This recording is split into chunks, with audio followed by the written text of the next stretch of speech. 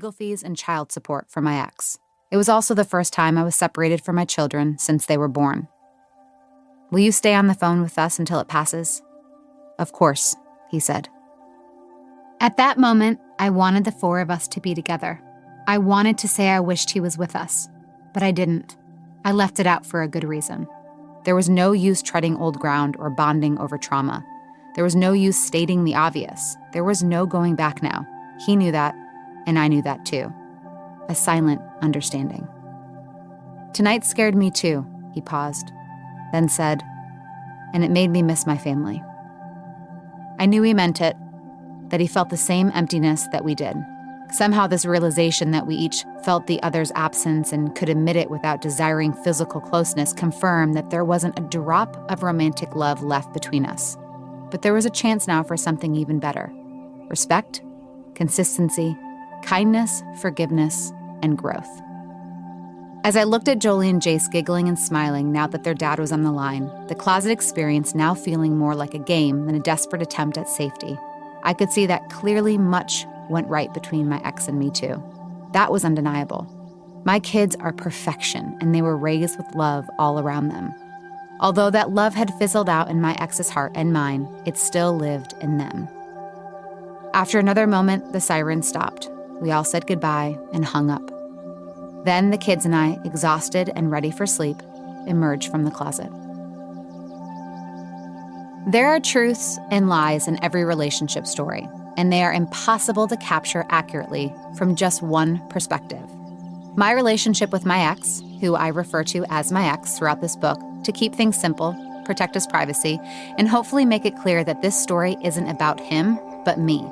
It's a tangled mess of memories, experiences, dreams, sacrifices, and compromises. I don't claim to be able to tell you what to do with your own relationships. I can barely make sense of my own at times, let alone know what could be going on with yours. When I wrote my first book, The Good Fight, with my ex, I thought I knew what was best when it came to relationships. In the book, we wrote about what we went through to save our relationship. But the truth is, some of the choices I made weren't really in line with how I felt. Looking back, I can see how I was trying to convince myself that the work we were doing was helping our relationship, and that I was making decisions that were in line with my best interests. I thought if our story helped other people, that our issues would just magically go away or wouldn't look as bad. Problem was, the more we tried to help others, the more depressed we became, knowing we were still struggling and our relationship was not getting better. These days, I only know the truth of my own life.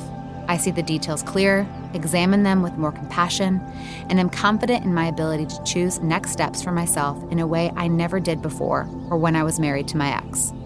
I am confident only in myself these days, in my path, my quiet reflection, my God, my stillness, and my ability to give and feel joy. This book is meant to capture a year of these details of my life. How I moved from signing divorce papers in a state of hysteria and devastation to sitting in a closet with my kids during a tornado siren on the phone with my ex, feeling satisfied in the knowledge that we had no more storms to fight. This book isn't a tell-all about a failed marriage, nor is it a how-to guide to relationships. It is not meant to advise you to take the same actions I did, but to show you how I evolved over the course of a year, sometimes for the better, sometimes not. I also discovered that the seemingly opposing feelings of loss and liberation can exist at the same time. I do hope this book helps you see that while the loss of something may cause pain and great wreckage in your life, it can also make you feel lighter and freer as you work through it. They say a person grips the tightest before letting go, and boy, did I ever. But the joy on the other side of letting go is worth it. I found that to be true in my life, and I believe it can be true in yours. Introduction. It's over. In February 2021, my ex, our 2 children, and I were spending a little over a month in Vancouver, Canada, where I was filming a movie. COVID-19 mandates were still in place, and a 2-week quarantine was enforced by the Canadian government and production. We were in lockdown, forced to spend every moment together on the property.